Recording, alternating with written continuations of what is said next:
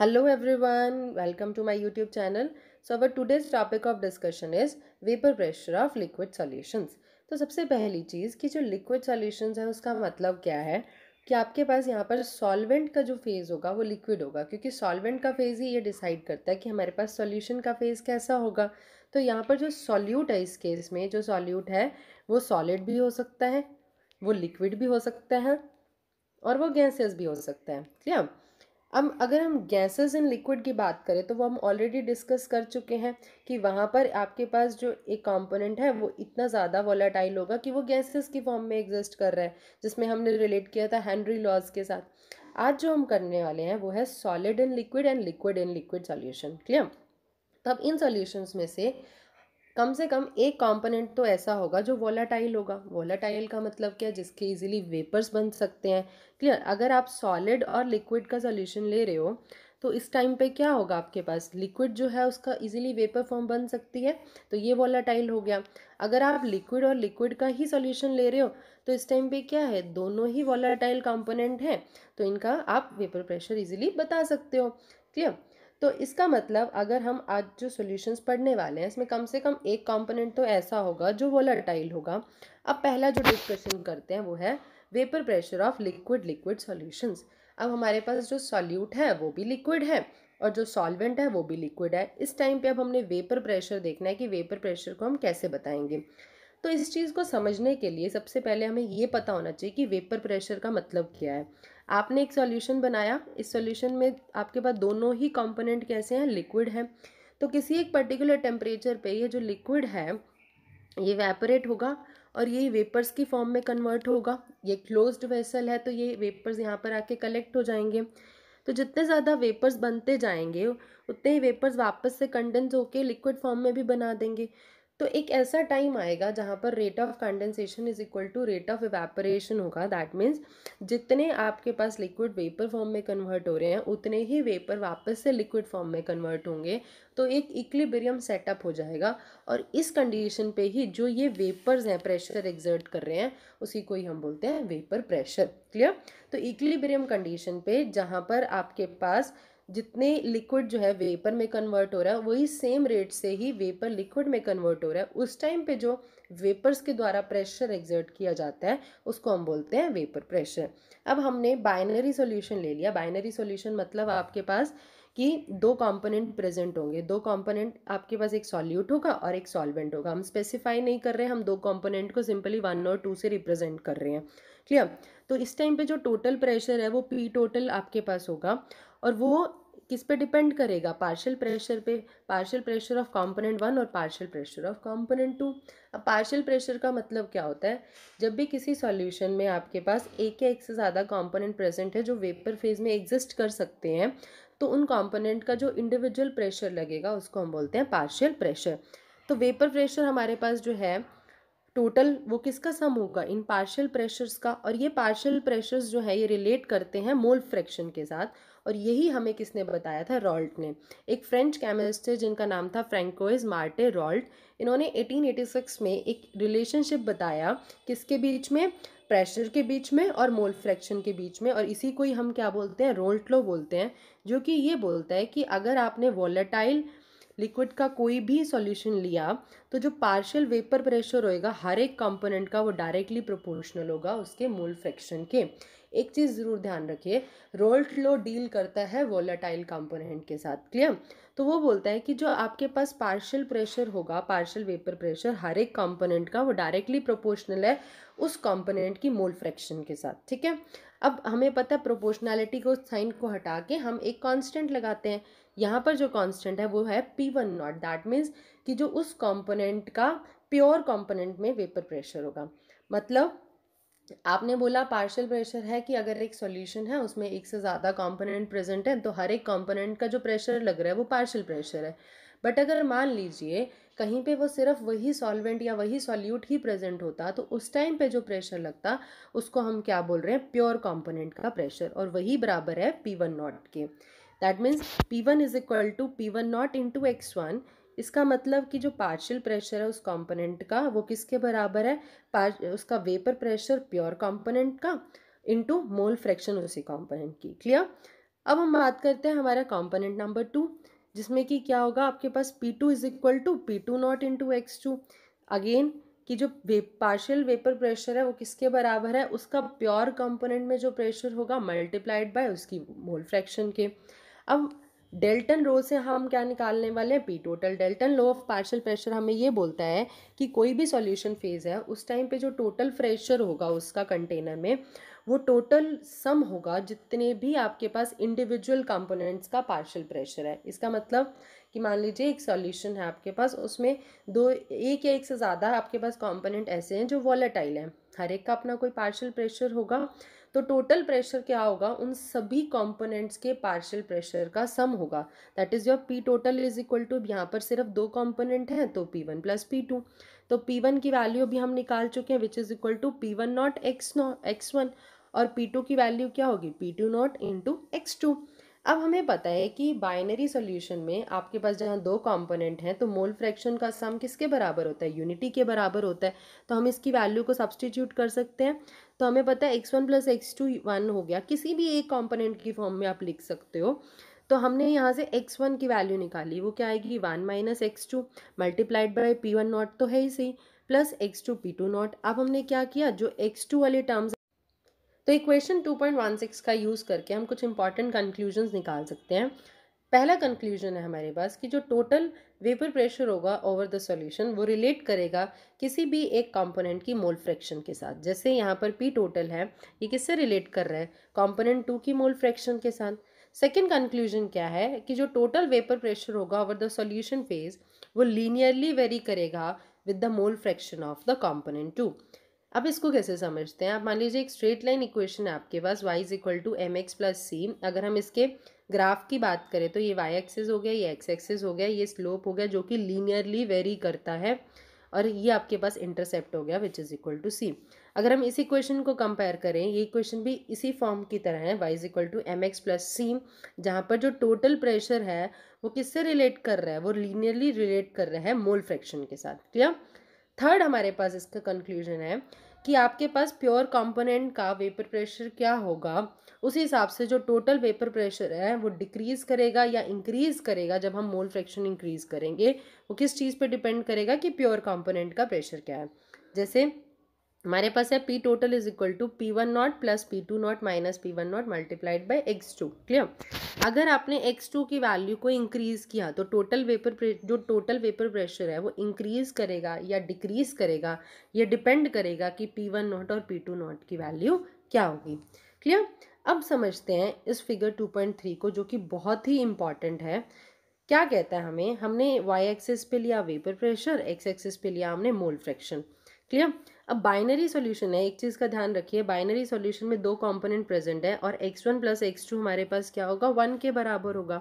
हमने यहाँ से स्टार्ट करते हैं लेफ्ट साइड से, हमने लिया x1 की वैल्यू को 1, x1 1 के बराबर है, दैट मीन्स x2 इस केस में क्या होगा, 0 होगा।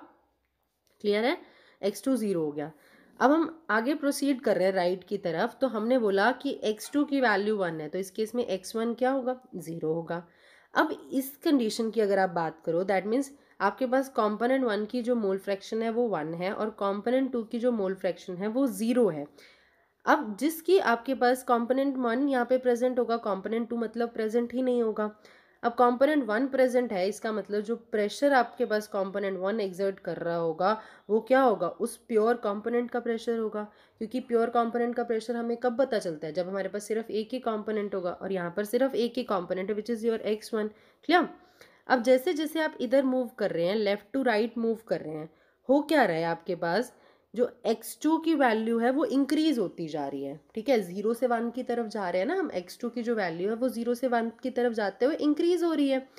अब हमें पता है कि जो प्रेशर है वो डायरेक्टली प्रोपोर्शनल होता है मोल फ्रैक्शन के। ठीक है, तो x2 की वैल्यू बढ़ती जा रही है तो इसका जो प्रेशर है P2 का वो भी इंक्रीज होता जा रहा होगा, इसलिए हमने एक ये लीनियर जो है लाइन ड्रॉ की है।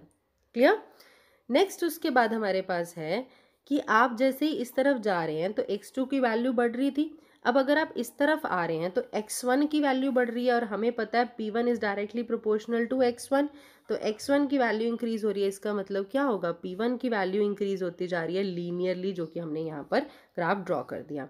अब ये प्योर कंपोनेंट वाली बात कर रहे थे हम कि अगर आपके पास एक ही कंपोनेंट प्रेजेंट है तो उस टाइम पे जो प्रेशर एग्जर्टेड होता है वो क्या होता है, प्योर कंपोनेंट का प्रेशर होता है। तो यहाँ पर सिर्फ कंपोनेंट 1 प्रेजेंट है तो दैट मीन्स यहाँ पर जो प्रेशर होगा वो P1 नॉट होगा, और यहाँ पर जो कंपोनेंट 2 प्रेजेंट है तो इस टाइम पे जो प्रेशर होगा वो क्या होगा, P2 नॉट होगा।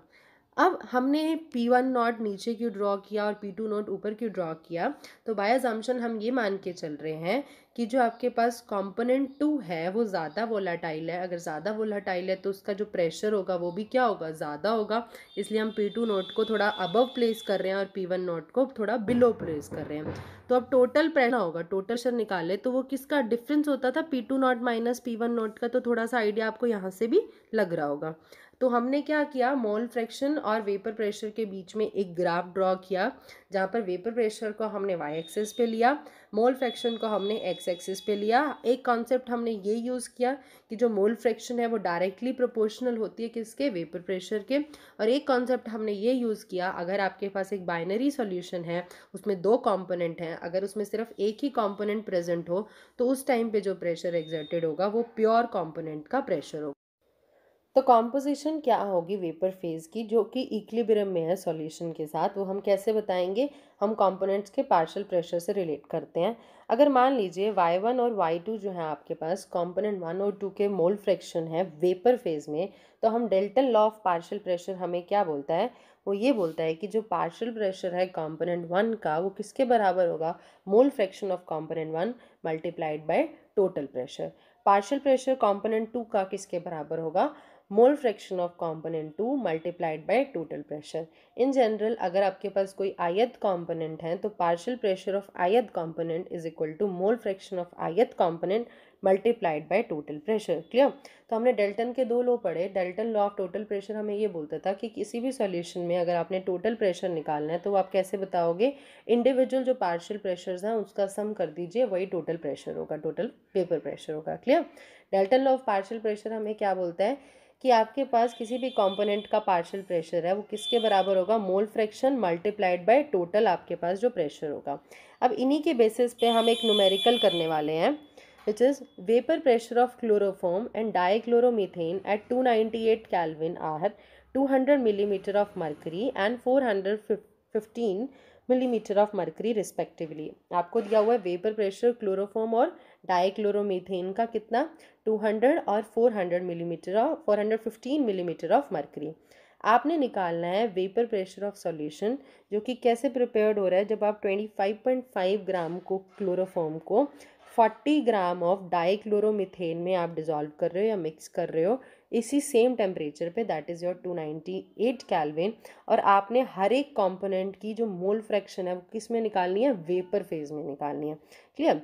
अब सबसे पहली चीज़ इसकी अप्रोच बनाते हैं कि कैसे इस क्वेश्चन को सॉल्व करेंगे। हमें निकालना है vapour pressure of solution, that means total vapour pressure. Total vapour pressure का अभी हमने फॉर्मूला पढ़ा था कि पी टोटल किसके बराबर होता है, P1 nought plus P2 nought minus P1 nought multiplied by x2। हमें जो पता है वो ये है कि P1 नॉट हमें पता है, P2 नॉट हमें पता है, हमें निकालना है x2। x2 अब हम कैसे निकालेंगे, देखिए अगर आप P1 उसको लेके चल रहे हैं, किसी भी जिसको भी आप P1 लेके चल रहे हैं तो उसके कॉरस्पॉन्डिंग आपने x1 की बात करनी है।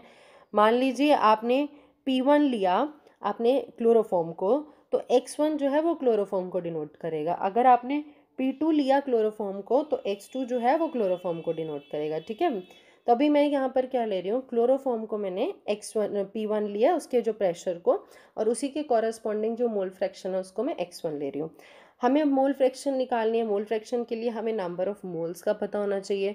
नंबर ऑफ मोल्स के लिए हमें कुछ गिवन मास होना चाहिए, और हमारे पास मोलर मास हम कैलकुलेट कर सकते हैं।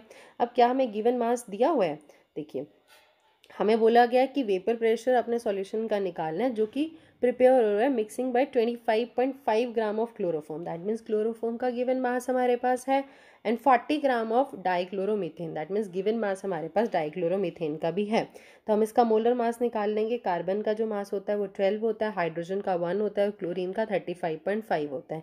इन वैल्यूज़ को यूज़ करके हमने मोलर मास निकाल लिया डाइक्लोरोमीथेन का और मोलर मास निकाल लिया क्लोरोफॉर्म का। अब नंबर ऑफ मोल्स क्या होते हैं, given mass divided by molar mass.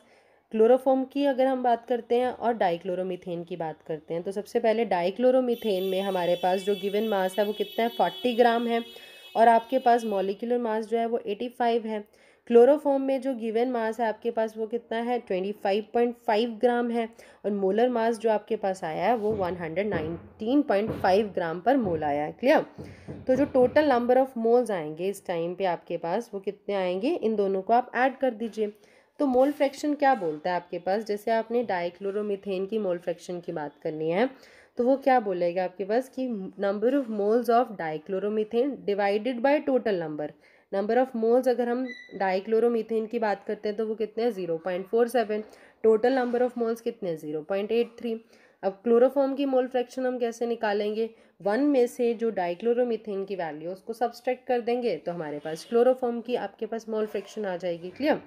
अब हमने इस इक्वेशन, अब इन सारी वैल्यूज़ को पुट करना है इक्वेशन 2.16 जो हम ऑलरेडी डिस्कस कर चुके हैं। वो क्या कहता था कि जो टोटल प्रेशर है which is equal to P1 nought plus P2 nought minus P1 nought multiplied by x2। अब हमने P1 किसको माना था, क्लोरोफॉर्म को माना था, दैट इज़ योर, इसका प्रेशर जो है क्लोरोफॉर्म का 200।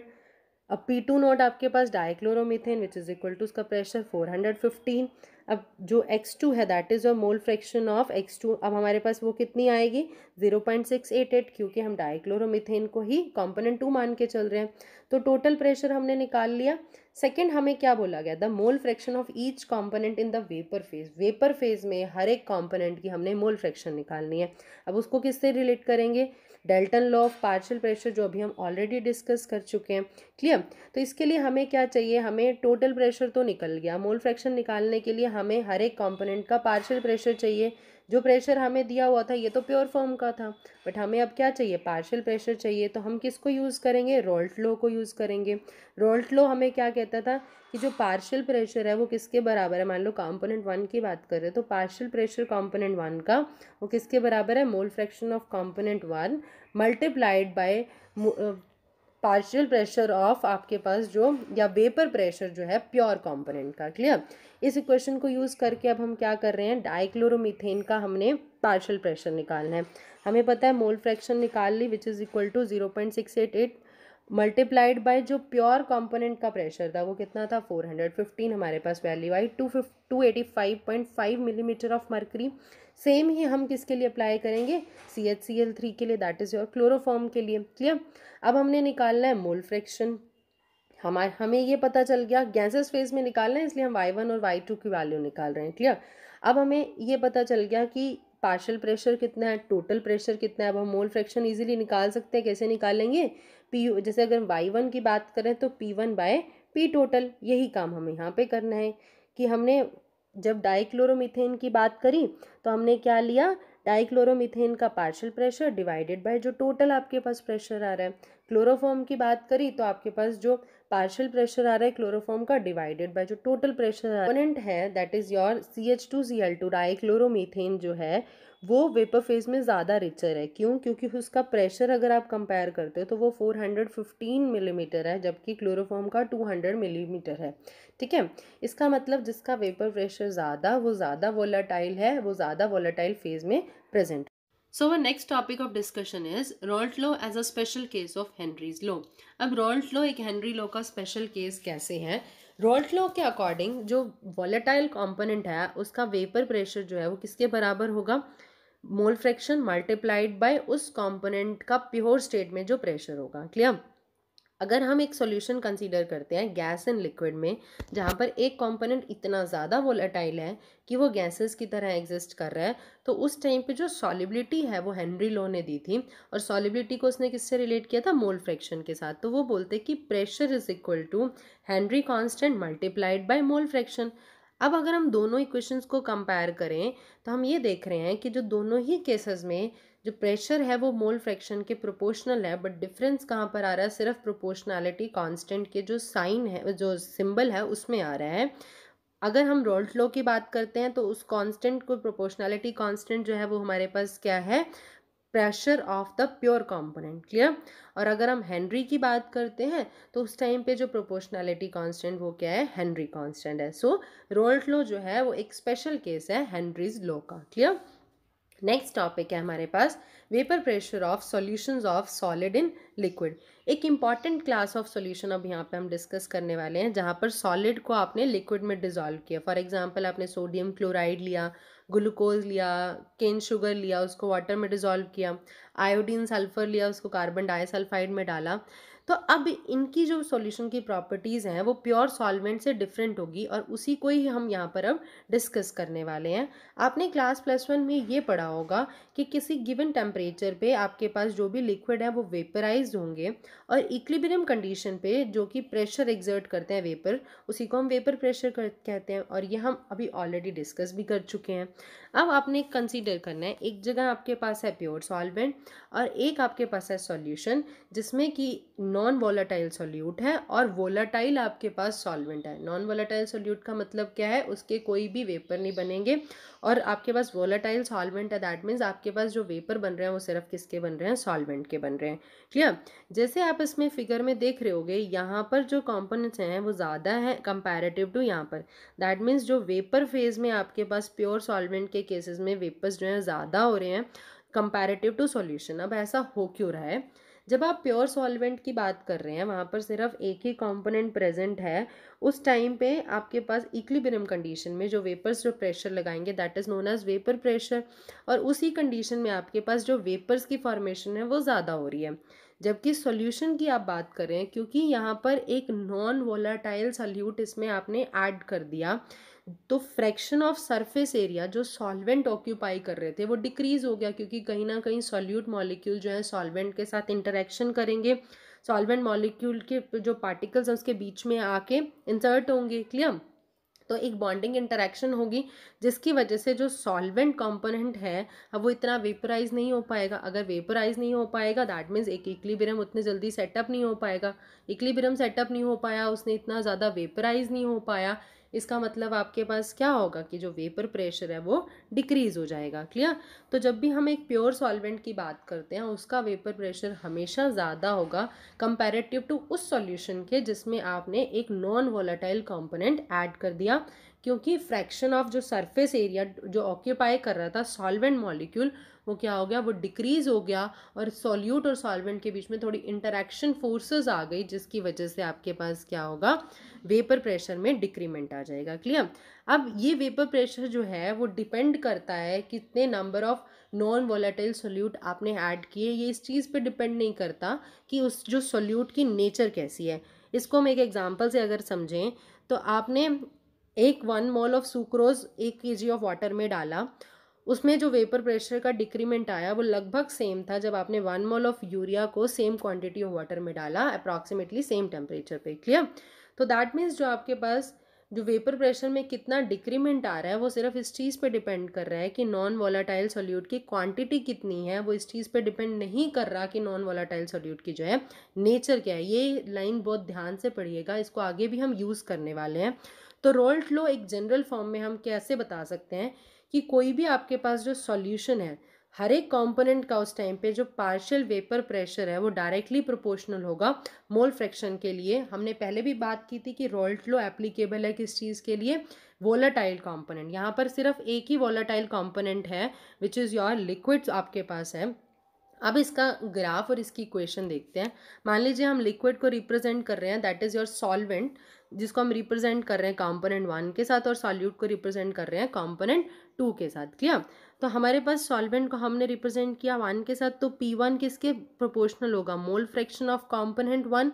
अगेन प्रोपोर्शनैलिटी कांस्टेंट, प्रोपोर्शनैलिटी के साइन को हटाएंगे, एक कांस्टेंट लिखेंगे, वो कांस्टेंट क्या होगा, इस कंपोनेंट 1 का जो वेपर प्रेशर है in the pure state. Clear. अब ये इक्वेशन बन गई y is equal to mx वाली फॉर्म में। एक ग्राफ ड्रॉ करें, y एक्सेस पे आ गया वेपर प्रेशर, x एक्सेस पे आ गया आपके पास मोल फ्रैक्शन, जो इसका स्लोप आ रहा है वो हमारे पास क्या हो गया, P1 not, that is vapour pressure of pure solvent. Hopefully आपको ये लेक्चर समझ आया होगा। अगर आपको कोई डाउट है तो do write in the comment box. If you like this video then like the channel. If you find this video useful then click on the subscribe button and share with your friends. Thank you so much for listening.